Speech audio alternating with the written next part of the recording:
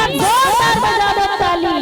और ये मौका और नहीं आए काली ते आई कैसे दीदी हो काली बर हमला हमनऊ आबो तुमने कर बैठ पे ताली बजाओ ता आज मौका है जितना ताली बजाना है बिल्कुल दिल खोल के ताली बजाना है जयकारा घलो लगाना है बोले जोर से जय जय श्री राम।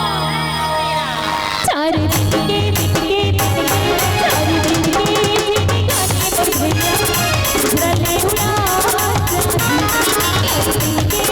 गाने उड़ा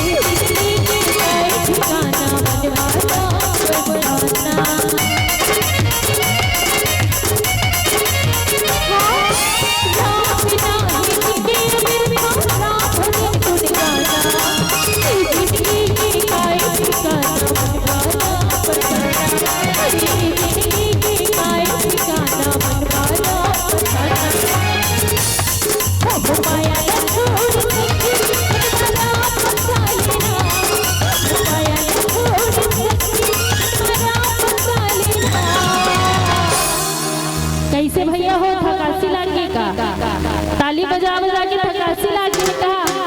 अब मैं तो इतनी कहना चाहूँ अजी ताली वो नहीं बजाते जिनको कोई गम होते हैं, ताली वो नहीं बजाते जिनको कोई गम होते हैं, और ताली तो वही बजाते हैं जिनके दोनों हाथ में दम होते हैं बस जोरदार ताली हो जाए। क्या बात है।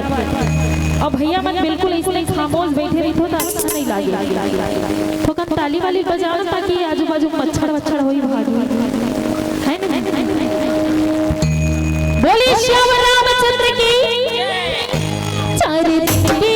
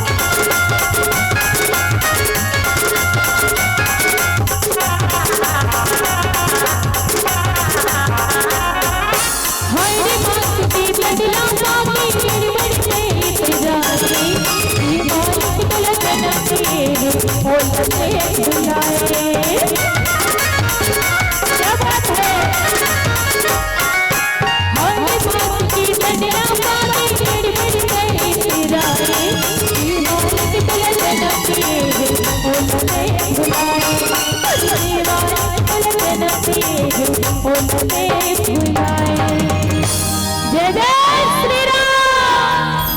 देखो भैया मतलब बधाई आ गई भाई। एक तो दूरी हम बैठे और जय घलो नहीं बुला भाई राम जी के दरबार में आके जय नहीं बुलाए थे अगले जन्म में सांप बथे गथे। अब सोच ले रहा और बाजू वाला घलो नहीं बजाए नहीं तब बिना बजाई सपेरा के वो बीन बजाइए रखे ना इसमें बंधे। देख लो भाई।